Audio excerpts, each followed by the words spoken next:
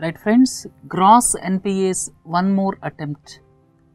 Why I called one more attempt is several attempts have been made for the past 3-4 years, but the public sector banks are not able to come out of the crisis, and under these circumstances government resorted to issuing ordinance by making amendments to Banking Regulation Act 1949 so as to give more powers to Reserve Bank of India.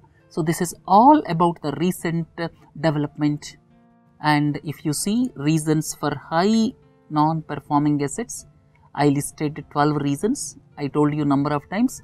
These are gold standard if any question is asked on NPAs, improper credit appraisal by public sector banks, not much expertise is available with public sector banks, political interference because public sector banks are technically under the Ministry of Finance. Then some of the defaulters became members of parliament also. They have got good political connections. Next one is loans granted during the times of good times became NPAs because of economic situation in the world subsequent to 2008. High debt equity ratio of some of the Indian companies is another reason. Equity may be 1 crore, they have taken debt of 10 crores, that is the problem. Then some of the loans were taken during high interest rate regime, that's why they are not able to service the loan. There is a stress in some sectors like steel infrastructure, structural issues, basically dragging the things when it comes to forest clearance or environment clearance by the governments for years together. Some of them are willful defaulters, that means the default is willful. Then the world economy is taking too much time for recovery subsequent to 2008 financial crisis. Then automation added to the changing dynamics of businesses, which resulted in downfall of some of the companies. Then manufacturing could not take off in India and the country is basically thriving on imported goods. These are 12 reasons I listed as the reasons for high non-performing assets. We also learned number of times the mechanisms banks have got to come out of this crisis, and out of them last 2 were devised in 2016. These 2 were devised, and in fact this asset reconstruction companies, this mechanism was devised some time back.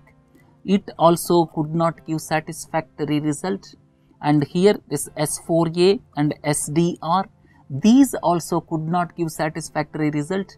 Under these circumstances, to give more powers to the Reserve Bank of India, government has gone for promulgating ordinance. This is all about this issue, and these things I need not explain. Restructuring of loans, now these things are also revised. This 75% was reduced, 60% was also reduced as per the news report. This was original restructuring of loan. Please don't forget, when there is a genuine reason, bank loan can be restructured, and there is no genuine reason, then these mechanisms can be adopted. And now we discussed number of times, I am skipping this. This strategic debt restructuring is debt converting it into equity, or you can say under this mechanism debt is converted into equity. S4A, we discussed this also. So let us leave this discussion here. Let us come to the present ordinance. The center promulgated an ordinance to amend BRA to empower Reserve Bank of India, and they include insolvency and bankruptcy proceedings against defaulters. What is meant by insolvency? Please look into this slide. Let us take company X, has got these many assets.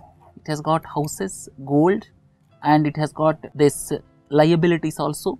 But when the assets are less than liabilities, liabilities are suppose 10 crores, assets are 5 crores. So assets are less than liabilities. Under these circumstances, the state is known as insolvency. It is applicable not only for companies but also for persons also. So this insolvency is the situation where the total assets of a company or a person are less than the total liabilities. Then what is bankruptcy? Bankruptcy is legal status. The situation is the same, but it is the legal status of a company or person that they cannot repay the debts it owes to the creditors. So this is all about insolvency and bankruptcy. Now the center, with a view to give more powers to Reserve Bank of India to look at the insolvency and bankruptcy problems, and now RBI has been vested with the power to form oversight committees. And please don't forget, oversight committees was the mechanism previously allowed for S4A. Now Reserve Bank of India, as per the news report, it can form oversight committees to look at the resolution, or you can say to look at the process of resolution of NPAs in the banking system. So oversight committee, that committee will take the final decision, and the basic purpose is when oversight committee is there, then the bank officials who took hard decisions as well as haircuts will be protected. Haircut means if the loan is 100 crores, if the defaulter is ready to pay 60 crores, if bank agree to that, that 40 crores is known as haircut. Please understand, haircut has got different meaning in economy. So when bank officials are agreeing to haircut, then the basic problem is CBI as well as vigilance. So to prevent the cases of CBI and vigilance, RBI has given the mandate to form oversight committees. So the independent oversight committee could keep investigative agencies away from the bank officials who took hard decisions such as haircut or restructuring. Right? We learnt about bankruptcy, insolvency. Why an ordinance is required? Basically, ordinance is required because several mechanisms which were evolved in due course of time. I have already listed the mechanisms. None of them has given the desired result. Then hard decisions like haircuts could not be taken for the fear of vigilance. Moreover, the fear of CBI or vigilance of taking hard decisions necessitated the present decision of forming oversight committee.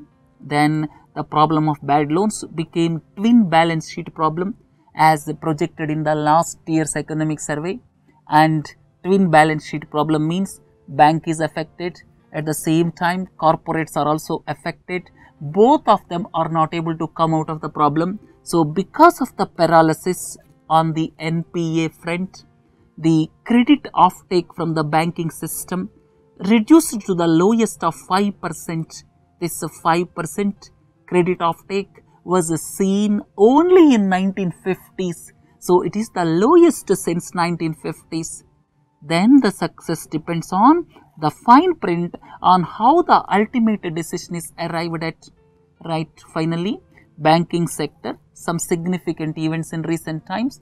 First one is recently recapitalization of banks was done, but the finance ministry has given several stringent conditions to the public sector banks, or you can say weak public sector banks. After doing recapitalization, it was categorically stated, please improve your productivity or perish. So that stern message was sent. Then reshuffle of certain public sector bank officials took place recently. The heads of some prominent banks were put into the heads of some weak banks. So some reshuffle took place. The ordinance is the latest attempt to resolve the twin balance sheet problem plaguing India's domestic investment cycle.